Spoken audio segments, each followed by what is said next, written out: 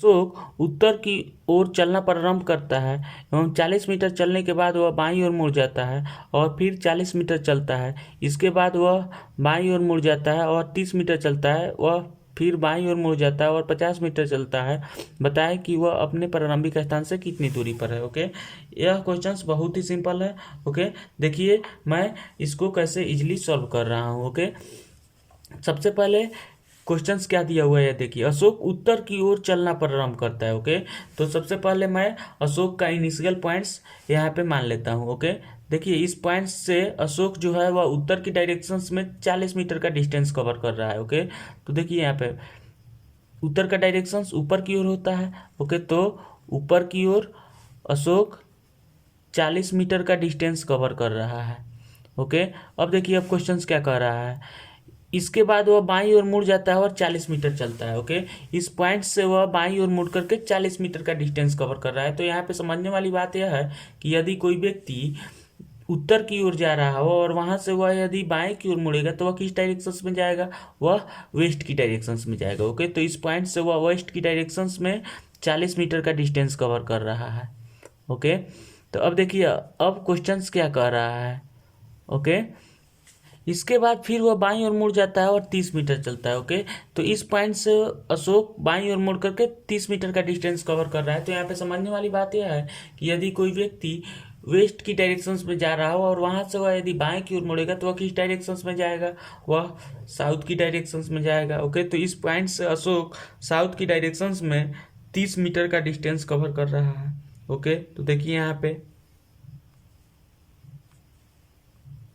यह डिस्टेंस कितना है, 30 मीटर का है। ओके, अब देखिए अब क्वेश्चंस क्या कर रहा है, वह फिर बाईं ओर मुड़ जाता है और 50 मीटर चलता है। ओके, तो इस पॉइंट से वह व्यक्ति बाईं ओर मुड़ करके 50 मीटर का डिस्टेंस कवर कर रहा है। ओके, तो यहाँ पे समझने वाली बात यह है कि यदि कोई व्यक्ति साउथ की डायरेक्शन में जा रहा हो और वहां से वह यदि बाएं की ओर मुड़ेगा तो वह किस डायरेक्शन में जाएगा, वह वेस्ट की डायरेक्शन में जाएगा। ओके, तो इस पॉइंट से वह व्यक्ति वेस्ट की डायरेक्शन में 50 मीटर का डिस्टेंस कवर कर रहा है। ओके, अब देखिए अब क्वेश्चंस क्या कह रहा है, बताएं कि वह अपने प्रारंभिक स्थान से कितनी दूरी पर है। ओके, तो उस व्यक्ति का इनिशियल पॉइंट्स यहाँ पे है। ओके, और फाइनल पॉइंट्स यहाँ पे है। ओके, तो इसके बीच का दूरी कितना होगा यही क्वेश्चन हमसे पूछ रहा है। ओके, यही डिस्टेंस क्वेश्चन हमसे पूछ रहा है। ओके, तो हम इस डिस्टेंस को कैसे फाइंड आउट कर सकते हैं, यह देखिए। ओके, हम सभी पॉइंट्स का सबसे पहले नाम दे देते हैं। ओके, इस पॉइंट्स का नाम P, ओके, इस पॉइंट्स का नाम Q, इस पॉइंट्स का नाम R, इस पॉइंट्स का नाम S, इस पॉइंट्स का नाम T, ओके, और इस पॉइंट्स का नाम U दे देता हूँ। ओके, अब देखिए क्वेश्चन हमसे PQ का लेंथ फाइंड आउट करने के लिए बोल रहा है। ओके, तो PQ का लेंथ हम कैसे फाइंड आउट कर सकते हैं, यह देखिए बहुत ही सिंपल है यह। ओके, यहाँ पे हम ऐसे कह सकते हैं कि TSRU जो है यह एक आयताकार पाथ होगा। ओके, तो हम जानते हैं कि आयताकार पाथ में आमने सामने की भुजा जो है वह बराबर होती है। ओके, तो TS is equal to UR होगा। Okay, TS is equal to UR हो जाएगा। ओके, तो TS का वैल्यू यदि 40 मीटर दिया हुआ है तो UR का वैल्यू भी 40 मीटर हो जाएगा। ओके, तो देखिए यहाँ पे UR का वैल्यू कितना हुआ, 40 मीटर हो गया। ओके, अब देखिए यह जो 50 मीटर दिया हुआ है यह UQ का वैल्यू दिया हुआ है। ओके, तो UQ का वैल्यू यदि 50 मीटर दिया हुआ है, ओके, और UR का वैल्यू 40 मीटर हो गया। ओके, तो हम RQ का वैल्यू इजिली फाइंड आउट कर सकते हैं। Okay, RQ is equal to UQ minus UR हो जाएगा। ओके, देखिए यहाँ पे RQ is equal to UQ minus UR। Okay, अब इसको हम सॉल्व करेंगे तो कितना हो जाएगा, 50 माइनस 40, ओके, यानी कि 10 हो जाएगा। 10 मीटर जो हुआ यह किसका वैल्यू आया, यह RQ का वैल्यू आया। Okay, 10 metre. अब देखिए RQ का वैल्यू हमें पता चल गया। ओके, अब हम RP का वैल्यू फाइंड आउट करेंगे। ओके, तो RP का वैल्यू हम इसी तरह से फाइंड आउट कर सकते हैं। ओके, क्योंकि TU का वैल्यू 30 मीटर दिया हुआ है तो एस आर भी 30 मीटर हो जाएगा। ओके, और एस पी का वैल्यू 40 मीटर दिया हुआ है तो एस आर पी का वैल्यू हम इजीली निकाल सकते हैं। R P is equal to S P minus S R हो जाएगा। ओके, देखिए यहाँ पे R P is equal to S P minus S R. Okay, is equal to 40 minus 30। Okay, equal to 10 metre. Okay, तो RP का value भी कितना हो रहा है, 10 मीटर हो रहा है। ओके, अब देखिए आर क्यू का वैल्यू पता चल गया और आरपी का वैल्यू पता चल गया। ओके, तो हम पी क्यू का वैल्यू इजीली फाइंड आउट कर सकते हैं। ओके, क्योंकि ट्रेंगल आर क्यू पी में एंगल आर जो है वह समकोण है। ओके, तो हम जानते हैं कि समकोण त्रिभुज में पाइथागोरस प्रमेय लागू है। ओके, तो पाइथागोरस प्रमेय से हम पी क्यू का वैल्यू इजीली फाइंड आउट कर सकते हैं। ओके, तो P Q is equal to root under आधार स्क्वायर प्लस लंब स्क्वायर। ओके, क्योंकि कर्ण बराबर रूट अंडर आधार स्क्वायर प्लस लंब स्क्वायर होता है, तो पी क्यू जो हुआ यह कर्ण हुआ। ओके, तो कर्ण बराबर आधार स्क्वायर, आधार का वैल्यू 10 दिया हुआ है तो 10 का स्क्वायर। ओके, और लंब का वैल्यू भी 10 दिया हुआ है तो 10 का स्क्वायर हो गया। ओके, यानी कि 10 स्क्वायर प्लस 10 स्क्वायर हो गया। ओके, तो पी क्यू का लेंथ कितना निकलेगा, 10 का स्क्वायर 100। ओके, और फिर 10 का स्क्वायर 100। ओके, इसको हम ऐड करेंगे तो कितना हो जाएगा, 200 हो गया। ओके, अब देखिए यह 200 जो आया है यह रूट में आया है। ओके, तो यह परफेक्ट स्क्वायर रूट नहीं है।